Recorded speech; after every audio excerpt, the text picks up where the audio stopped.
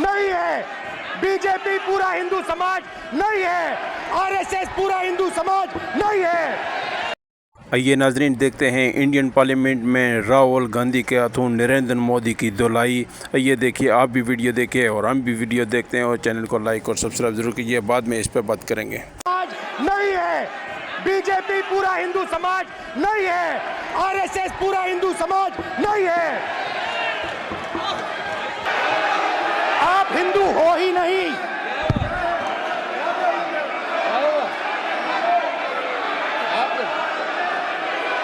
Just get me that picture of Shiva. I'm inside because of it. Hindu धर्म में साफ लिखा है, सत्य के साथ खड़ा होना चाहिए, सत्य से पीछे नहीं हटना चाहिए, सत्य से नहीं डरना चाहिए। अहिंसा हमारा प्रतीक है। अभय मुद्रा ऐसे कीजिए, अभय मुद्रा।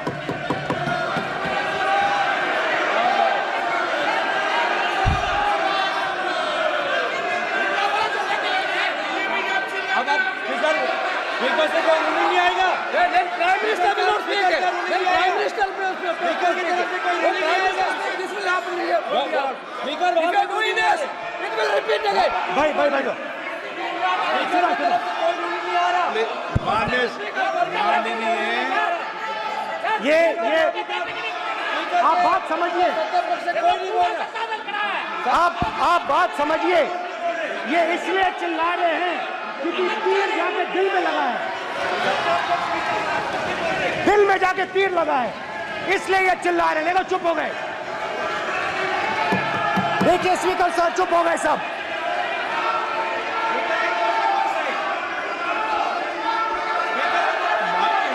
एक मिनट।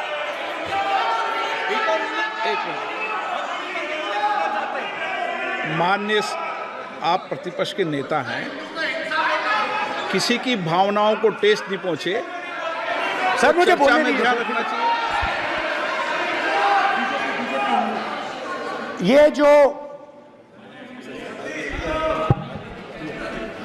ये विषय बहुत गंभीर है। पूरे हिंदू समाज को हिंसक कहना ये गंभीर विषय है। बीजेपी को आपको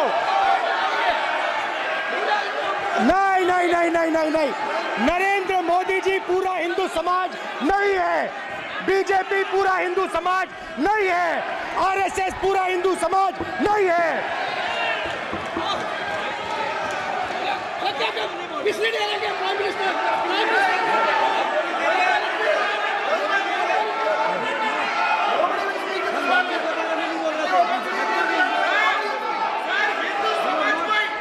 साल के बच्चों को भी नहीं आप तो छोड़ रहे।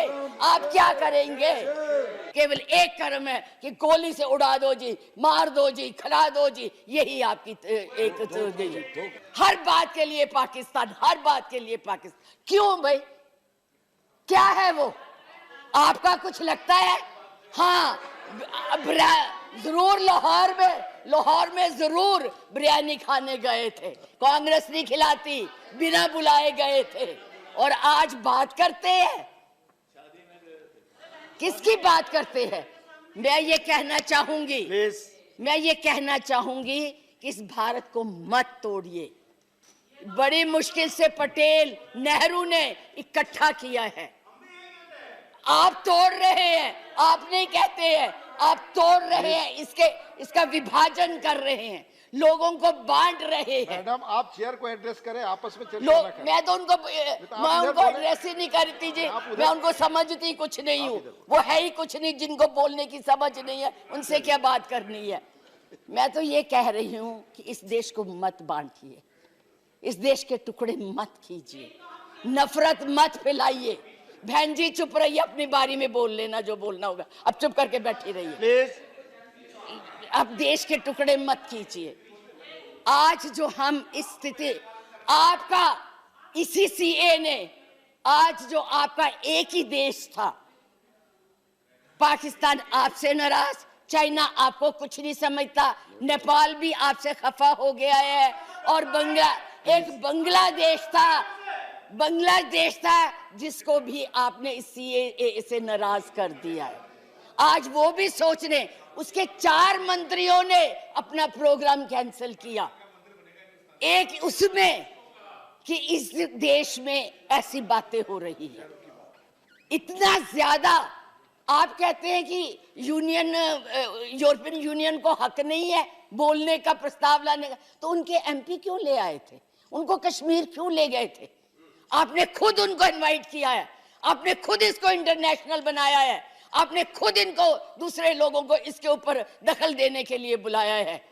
और उन्हें नहीं बुलाया। जब तक हमारी सरकारें थी किसी की हिम्मत नहीं पड़ती थी हमारे देश की तरफ देख ले। आप लोगों ने किया है ये सब, अपनी करतूतों को छुपाने के लिए उन लोगों की मदद ले रहे हैं। आपके पास कोई प्रोग्राम नहीं है, आपके पास कोई कार्यक्रम नहीं है, केवल एक कर्म है कि गोली से उड़ा दो जी, मार दो जी, खिला दो जी, यही आपकी यही आप करने जा रहे हैं। इसलिए मैं आप लोगों से कहती हूं कि इस देश को मत बांटिए, इस देश की एकता को बनाए रखिए। इस देश में जो भी यहाँ है, आज वो सदियों से रह रहे हैं, अभी नहीं आए हैं। अब पाकिस्तान और बांग्लादेश, अरे भाई वो तो है ही इस्लामिक कंट्रीज, उनके बारे में क्या बोलना है? हम तो सेकुलर, हम तो धर्म को मानते हैं। किस धर्म की बात आप करते हैं? किस राम की बात करते हैं जिसने अपनी मर्यादा को रखने के लिए जनता की बातें सुनी थी? उस जनता की बात सुन के उसने सीता को वनवास भेज दिया, और आप लोग बात तक नहीं करना चाहते। किस राम राज्य की बात करते हैं? किसको पूजते हैं आप? मंदिर बनाइए, जरूर बनाइए, लेकिन उनके आदर्शों को भी मानिए, उनकी बताई हुई बातों को भी मानिए। सिर्फ केवल कहने से बात नहीं बनती है, ऊंचे ऊंचे भाषण देने से नहीं बात बनती है। इसलिए मैं यही कहूंगी कि इस देश को मत बांटिए, एक रहने दीजिए, ये नफरत मत फैलाइए। ये आपके लिए भी और हमारे लिए भी बहुत धन्यवाद। 6 साल के बच्चों को भी नहीं आप तो छोड़ रहे, आप क्या करेंगे? आज कोई भी आपके प्रधानमंत्री के खिलाफ, आपके गृह मंत्री के खिलाफ, उनकी नीतियों के खिलाफ बोले, वो देशद्रोही हो गया है। उनको जेल में डाल दो, उनको पकड़ लो। इस तरह की भाषा ये एक भील जाति के लोगों ने, एक भील जाति के लोगों ने महाराणा प्रताप का साथ दिया था, कहां थे तब? आज बात करते हैं देश को आजाद कराने के लिए अहिंसा का पाठ पढ़ाया। आप क्या जाने अहिंसा, जो लाठी लेके तो ट्रेनिंग देते हैं, आज लाठी की जगह बंदूक और रिवॉल्वर आ गए हैं। और हमने सिखाया आपको अहिंसा, आपने सिखाया है जनता को हिंसा, नफरत। पर बोले, इधर बोले, और चेयर को एड्रेस करें प्लीज। आप चेयर को एड्रेस करें। और आज तो मैं उपाध्यक्ष जी देशद्रोही की भी परिभाषा पूछना चाहती। क्या है देशद्रोही की परिभाषा? किसको देशद्रोही कहते हैं? मुझे याद है जब कम्युनिस्ट पार्टी ने भारत की आजादी को नहीं माना था, 4 साल के लिए बैन कर दी थी, लेकिन उनको देशद्रोही नहीं कहा था नेहरू ने। सरकार ने देशद्रोही नहीं कहा था।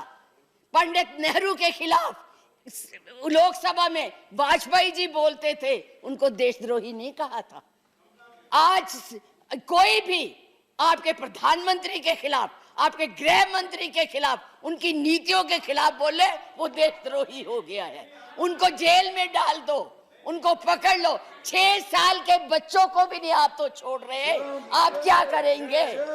आपके पास ना तो कोई कार्यक्रम है, ना आपके पास भारत के लिए कोई नया सोच है, कुछ नहीं है। केवल एक सोच है कि कैसे इस देश को तोड़ा जाए।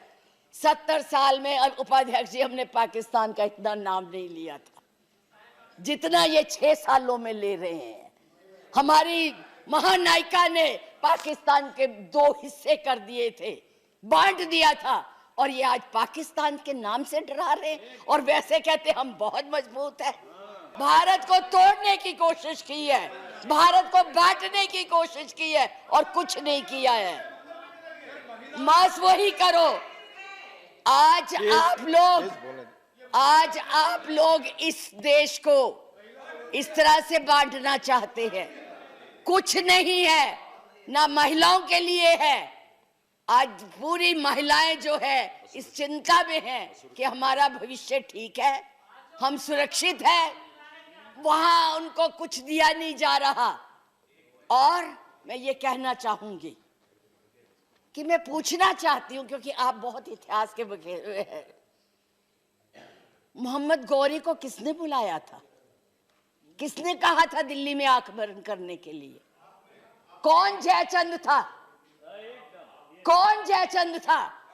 महाराणा प्रताप जब हल्दी की घाटी में लड़ रहे थे, किस राजा ने उसकी मदद की अकबर के खिलाफ में?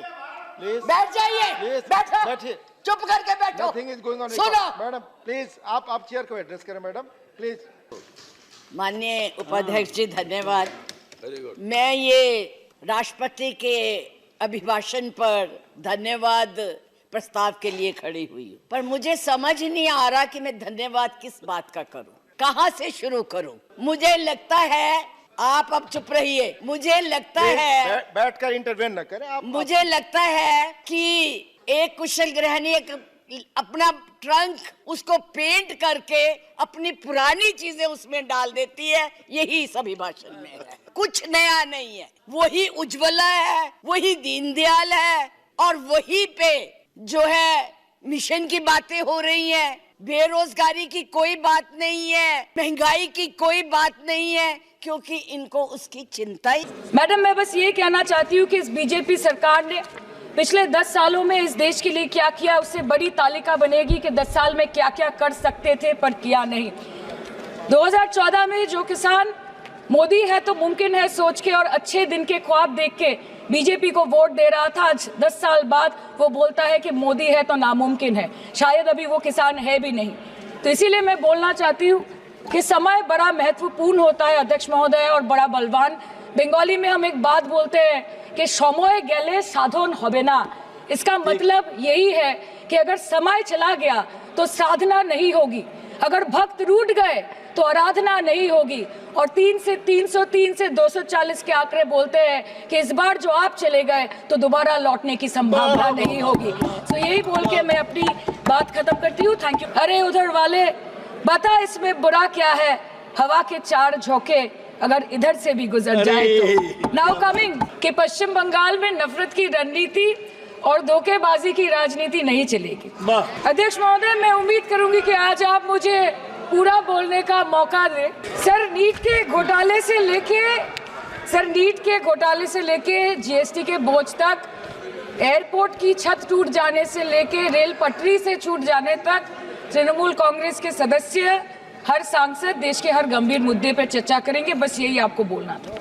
रिस्पेक्टेड सर, हमारे किसान अपनी मवेशी को, अपनी फसल को माँ की तरफ पूछते हैं। जिस खेत में वो हल चलाते हैं उस जमीन को नमन करते हैं। But does this major sector get support from the government?